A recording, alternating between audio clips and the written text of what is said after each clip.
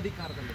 ಆದ್ರೆ ಈಗ ನೋಡಿ, ರಾಷ್ಟ್ರದಲ್ಲಿ ವಿಚಾರ ಬಂದಾಗ ಇಡೀ ರಾಷ್ಟ್ರ ಯೋಚನೆ ಮಾಡ್ತಾ ಇತ್ತು ಈ ದೇಶಕ್ಕೆ ಯಾರು ನಾಯಕರು ಅಂತ. ದೇಶಕ್ಕೆ ನಾಯಕತ್ವ ವಹಿಸಿಕೊಂಡಂತ ನರೇಂದ್ರ ಮೋದಿ ಅವರು ಪ್ರಥಮವಾಗಿ ಸ್ವತಂತ್ರವಾಗಿ ಒಂದು ಭಾರತೀಯ ಜನತಾ ಪಕ್ಷದ ಅಡಿಯಲ್ಲಿ ಒಂದು ಅಧಿಕಾರಕ್ಕೆ ಬಂತು. ಅದಾದ ಸಂದರ್ಭದಲ್ಲಿ ಆರ್ಥಿಕ ಚಿಂತನೆಗಳನ್ನ ಗಮನಿಸಿದಾಗ ಮನಮೋಹನ್ ಸಿಂಗ್ ಅವರು 10 ವರ್ಷಗಳ ಕಾಲ ಮೌನವಾಗಿ ಇದ್ದಂತಹ ಪರಿಸ್ಥಿತಿಗಳನ್ನ ಗಮನಿಸಿ ರಾಷ್ಟ್ರದ ಆರ್ಥಿಕ ಸ್ಥಿತಿಗತಿಗಳನ್ನ ಅಲ್ಲೋಲ ಕಲ್ಲೋಲ ಮಾಡಿದ್ರು. ಎಲ್ಲೂ ಆರ್ಥಿಕ ಬೆಳವಣಿಗೆಗಳ ಆರ್ಥಿಕ ಸ್ಥಿತಿ ನಮ್ಮ ರಾಷ್ಟ್ರದ ಒಂದು ಸರ್ವತೋಮುಖ ಅಭಿವೃದ್ಧಿಗಾಗಿ ಯಾವ ಒಂದು ಕೆಲಸಗಳು ಮಾಡಿರ್ಲಿಲ್ಲ. ಖಜಾನೆ ಖಾಲಿ ಮಾಡಿದ್ರು.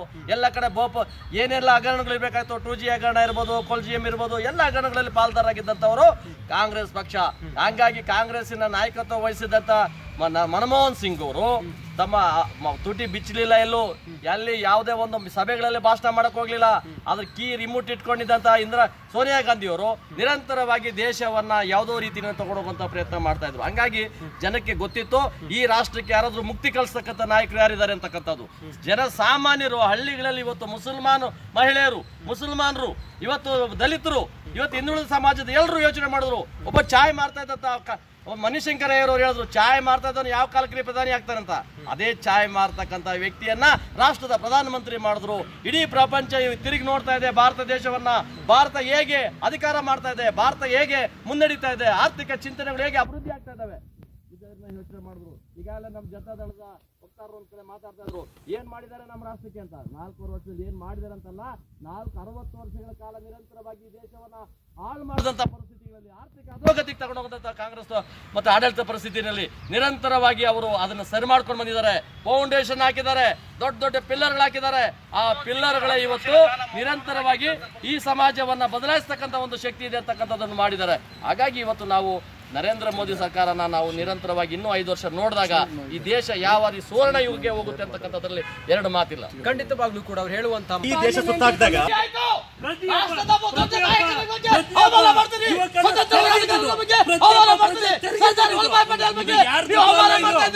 ನಿಮಗೆ ಯಾವ ರೀತಿ ನೈತಿಕತೆ ಇದೆ? ರಾಷ್ಟ್ರದ ದೇಶಕ್ಕಾಗಿ ಹೋರಾಟ ಮಾಡಿದಂತ ಸ್ವತಂತ್ರ ಹೋರಾಟಗಾರ ಅವರು,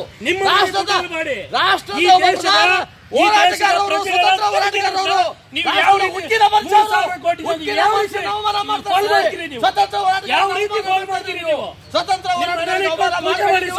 ನಿಮ್ಮ ಯೋಚನೆ ಇವತ್ತು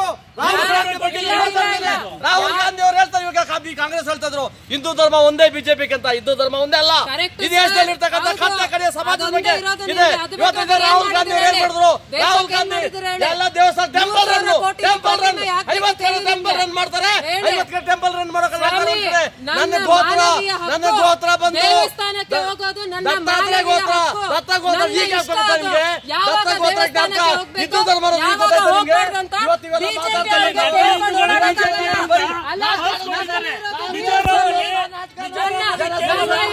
ಕಾಂಗ್ರೆಸ್ ಅವರು ನಿರಂತರವಾಗಿ ದೇಶ ಶೋಷಣೆ ಮಾಡ್ತಾರೆ. ನೀವು ಮಾತಾಡ್ತಕ್ಕಂಥದ್ದು ರಾಷ್ಟ್ರ ಸ್ವತಂತ್ರ ಹೋರಾಟಗಾರರ ಬಗ್ಗೆ,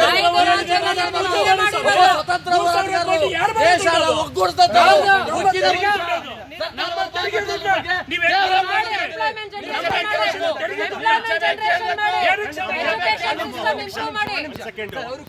ನೀವು ಈ ರೀತಿ ಎಲ್ಲ ಮಾತಾಡಬಾರ್ದು. ನಾಯಕತ್ವದ ವಿಚಾರ ಬಂದಾಗ ರಾಹುಲ್ ಗಾಂಧಿ ಅವರು ಮೇಲ್ ಬರ್ತಾ ಇದ್ದಾರೆ. ಅವರಿಗೆ ಒಂದು ಜಾಗ ಕೊಡಲಿಲ್ಲ ಡೆಲ್ಲಿಯಲ್ಲಿ.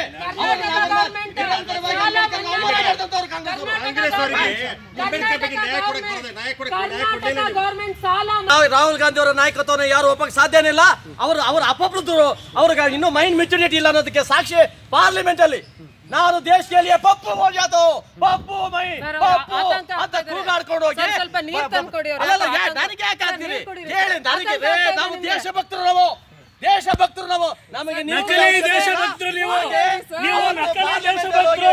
ನಿಜವಾದ ದೇಶಭಕ್ತರು ಇಲ್ಲಿ ದೇಶದಲ್ಲಿ ಯಾರು ಹೇಳ್ಕೊಳ್ಳಲ್ಲ.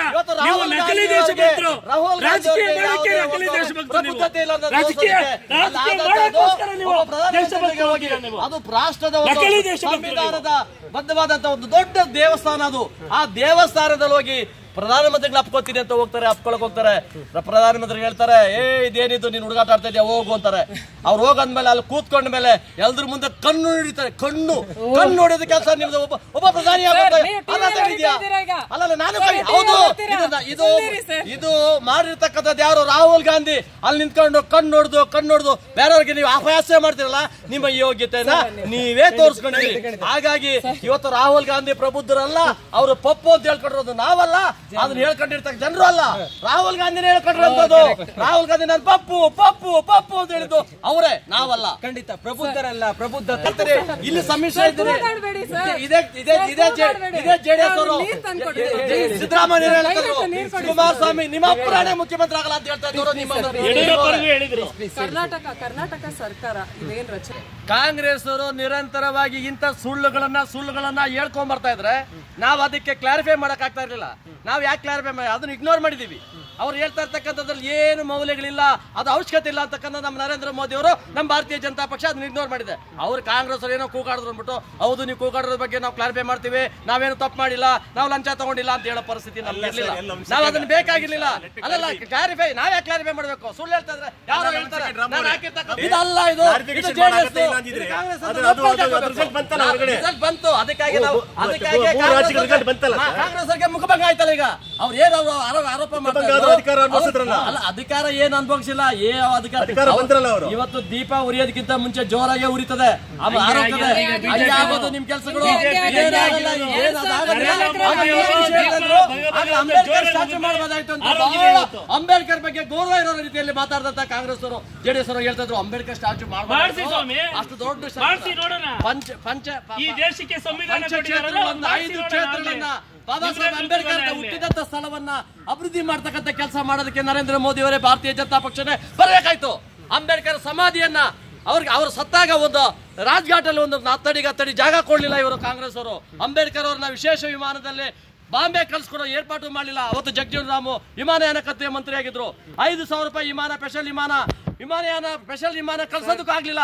ಅವರ ಅಭಿಮಾನಿ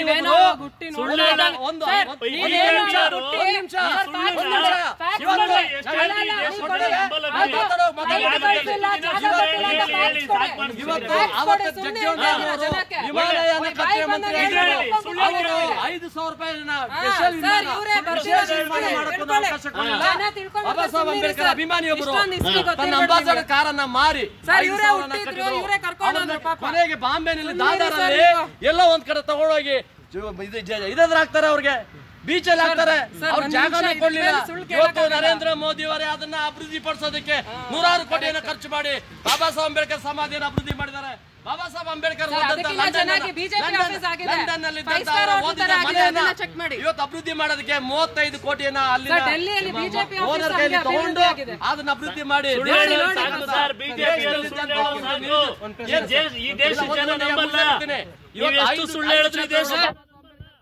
ಸಂವಿಧಾನದ ಸ್ಥಳವನ್ನ ಅಭಿವೃದ್ಧಿ ಮಾಡಿದ್ದಾರೆ. ಅಂಬೇಡ್ಕರ್ ಎಲ್ಲಿ ಮರಣ ಹೊಂದಿದ್ರು ಆ ಸ್ಥಳವನ್ನ ಅಭಿವೃದ್ಧಿ ಮಾಡಿದ್ದಾರೆ.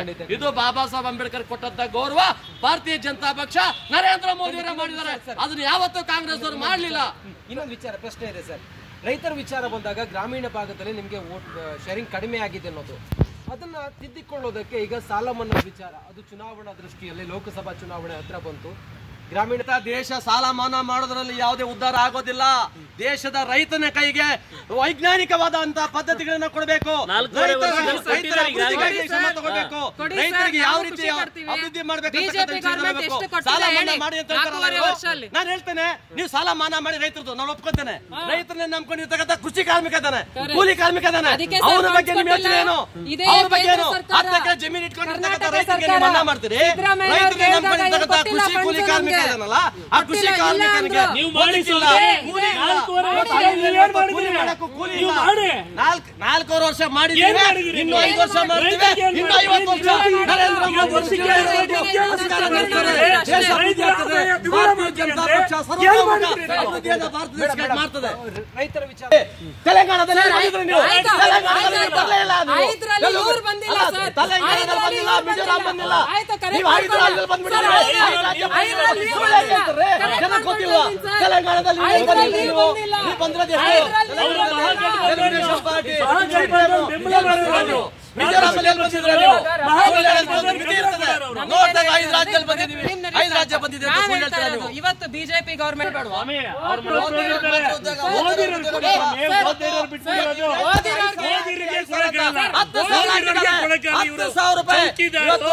ಚೌಕಿದಾರ್ ಇವತ್ತು ಅನಿಲ್ ಅಂಬಾನಿ ಮನೆ ಸೇವಕ ಆಗಿದ್ದಾರೆ ಇವರು.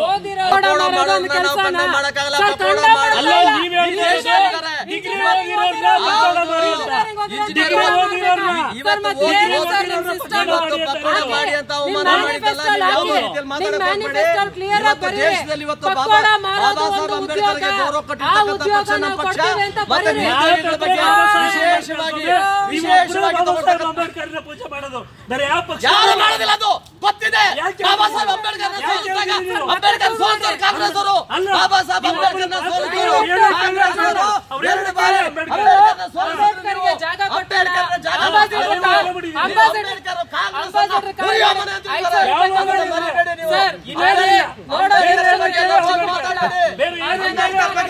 ಮಾತಾಡಬೇಡಿ.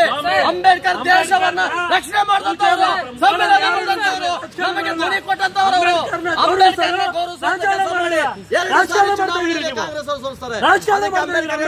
ಕಾಂಗ್ರೆಸ್ ಇರಬೇಡಿ ನೀವು. ಕಾಂಗ್ರೆಸ್ ಅನ್ನ ಬಿಟ್ಟು ನೀವು ಭಾರತೀಯ ಜನತಾ ಪಕ್ಷ ಜೊತೆ ದೇಶವನ್ನ ಭಾರತೀಯ ಜನತಾ ಪಕ್ಷ ಇವತ್ತು ನರೇಂದ್ರ ಮೋದಿ ಅವರ ನೇತೃತ್ವದಲ್ಲಿ ಇವತ್ತು ಬಾಬಾ ಸಾಹೇಬ್ ಅಂಬೇಡ್ಕರ್ ಅವ್ರನ್ನ ಗೌರವಿಸತಕ್ಕಂತ ಕೆಲಸವನ್ನ ಮಾಡಿದೆ. ಹಂಗಾಗಿ ಅಂಬೇಡ್ಕರ್ ಅವ್ರನ್ನ ಯಾರೇ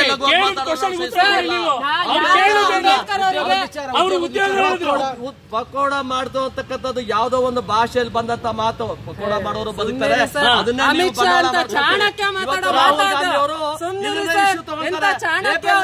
ರೇಪ್ ಲಗರ್ಣ हो गया देश में, क्या हो गया? सुप्रीम कोर्ट बोले हैं, सुप्रीम कोर्ट आज बोलते हैं ರೇಪ್ ಲಗರ್ಣ नहीं है, ये झूठ है ಅಂತಕ್ಕಂಥ ಮಾತನ್ನ ಹೇಳಿದ್ದಾರೆ ಕಾಂಗ್ರೆಸ್ ಅವರು. ಎಲ್ಲೋ ಒಂದ್ ಕಡೆ ಭ್ರಮೆಯಿದ್ದಾರೆ. ಅಂಬೇಡ್ಕರ್ ಇವತ್ತು ನರೇಂದ್ರ ಮೋದಿ ಅವ್ರನ್ನ ಸೋಲ್ಸಕ್ ಸಾಧ್ಯನೇ ಇಲ್ಲ. ಯಾರು ಚೋರ್ ಅನ್ನೋದನ್ನ ಜನ ತೀರ್ಮಾನ ಮಾಡಿದ್ದಾರೆ, ಮಾಡ್ತಾರೆ. ಈಗಾಗಲೇ ಏನಾಗಿದೆ ಮಿಜೋರಾಮಲ್ಲಿ, ನೀವು ಅಧಿಕಾರ ಮಾಡ್ತಾ ಇದ್ದಂತ ಮಿಜೋರಾಮಲ್ಲಿ ಏನಾಗಿದೆ, ಸೋತೋಗಿದ್ದೀರಿ. 5ರಲ್ಲಿ ಹೋಗಿರೋದಕ್ಕೆ ಇವತ್ತು ನಾವು ತೆಲಂಗಾಣದಲ್ಲಿ ಮೊದಲಿಂದ ಇರಲಿಲ್ಲ, ಇವತ್ತು ಇರಲ್ಲ. ಅದಕ್ಕೆ ನಾವು ತೆಲಂಗಾಣದ ವೋಟ್ ಬ್ಯಾಂಕ್ ರೈಸ್ ಆಗಿದೆ. ತೆಲಂಗಾಣದಲ್ಲಿ ನೀವೇನು ಘಟಬಂಧನ್ ಮಾಡ್ಕೊಂಡ್ರೆ ನಿಮ್ಮ ಘಟಬಂಧನ್ಗೆ ಮುಖಭಂಗ ಆಗಿದೆ.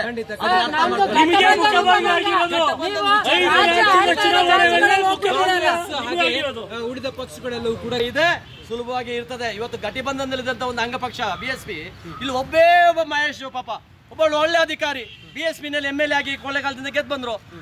ಈ ಮಾಯಾವತಿ ಹೇಳ್ತಾರೆ, ನೀವು ಕಾಂಗ್ರೆಸ್ ಬೆಂಬಲ ಕೊಡಬಾರ್ದು, ವಾಪಸ್ ಬಾ. ಮಂತ್ರಿಯಿಂದ ಕಿತ್ತಾಕಿದ್ರು. ಏನ್ ಪ್ರಯೋಜನ ಆಯ್ತು? ನಿಮ್ಮ ಗಠಬಂಧನ ಕತೆ. ಒಬ್ಬ MLA ಏನೋ ಈ ಕರ್ನಾಟಕದಲ್ಲಿ ಒಬ್ಬ MLA BSP ಇಂದ ಗೆದ್ದಿದ್ರು, ಅವ್ರನ್ನ ಮಂತ್ರಿ ಪದವಿಯಿಂದ ಕಿತ್ತಾಕ್ದಂತ ಮಾಯಾವತಿ ಅವ್ರ ಕತೆ ಯಾವಾಗ ಆನೆ ತರ ಅದು. ಯಾರ ಮೇಲೆ ಹೆಜ್ಜೆ ಇಟ್ಕೊಂಡು ಹೋಗ್ಬಿಡುತ್ತೋ, ಯಾರಿಗೂ ನಿಲ್ಲೋದಿಲ್ಲ, ನಿಲ್ಲಕ್ ಬರೋದಿಲ್ಲ. ಬಗ್ಗೆ ಅಲ್ಲ ಇದು, ಪಕ್ಷ. ಇವತ್ತು ಮಹೇಶ್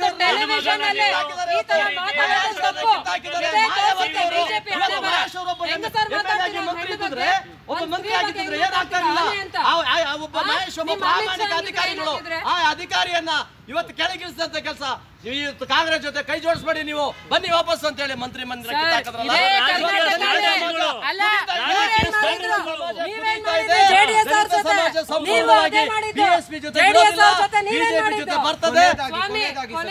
ಬಿಜೆಪಿ ಏನ್ ಮಾಡ್ಲಿಕ್ಕೆ ಹೊರಟಿದೆ? ಬಿಜೆಪಿ ದೇಶದ ಸರ್ವತೋಮುಖ ಅಭಿವೃದ್ಧಿಯನ್ನ ಮಾಡ್ತಕ್ಕಂತ ಕನಸನ್ನ ಕಂಡಿದೆ. ಆ ಕನಸು ನನಸಾಗ್ತದೆ. ದಲಿತ ಸಮಾಜ, ಅಲ್ಪಸಂಖ್ಯಾತರ ಸಮಾಜ, ದೇಶದ ಸದೃಢ ದೇಶ ಪ್ರೇಮಿಗಳೇನಿದಾರೋ ಆ ಪ್ರೇಮಿಗಳನ್ನ ರಕ್ಷಣೆ ಮಾಡ್ತಕ್ಕಂಥ ನಾವು ಮಾಡ್ತೇವೆ. ಇವತ್ತು ನರೇಂದ್ರ ಮೋದಿ ಅಂತ ಒಬ್ಬ ದೊಡ್ಡ ಮಹಾನ್ ನಾಯಕ ಹಿಮಾಲಯ ಪರ್ವತದ ಮುಂದೆ ಯಾವುದೋ ನಂದಿ ಬೆಟ್ಟನೋ ಅಕ್ಕೈಮನ ಬೆಟ್ಟನೋ ಮುಖ್ಯ ಆಗೋದಿಲ್ಲ. ಈ ಅಕ್ಕೈಮನ ಬೆಟ್ಟಕ್ಕೆ ನಾವು ಸೋಲೋದಿಲ್ಲ. ನಮ್ಮದು ಮಹಾಲಯ ಇದ್ದಾಗೆ, ದೊಡ್ಡ ಪರ್ವತ ಇದ್ದಾಗೆ ನಾವು. ಹಾಗಾಗಿ ನಾವು ಈ ಕಾಂಗ್ರೆಸ್ನವ್ರು ಇವತ್ತು ಅಲ್ಲಾಡ್ತಾ ಇದಾರೆ. ಅವ್ರು ಗೆದ್ದಿರೋದು ಒಂದೇ ಕಡೆ ಜಾಸ್ತಿ ಮೊತ್ತದಲ್ಲಿ, 3 ಕ್ಷೇತ್ರನೂ ಅಲ್ಲ, 5 ಕ್ಷೇತ್ರನೂ ಅಲ್ಲ. ಅವ್ರು ಗೆದ್ದಿರ್ತಾರೆ ಸಮ ಬಲ ಬಂದಿದೆ, ರಾಜಸ್ಥಾನ ಸಮಬಲ ಬಂದಿದೆ.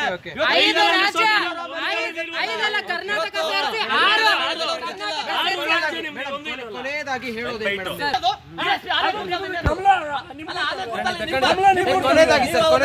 ಹಾಗಾಗಿ 2019 ಚುನಾವಣೆಗೆ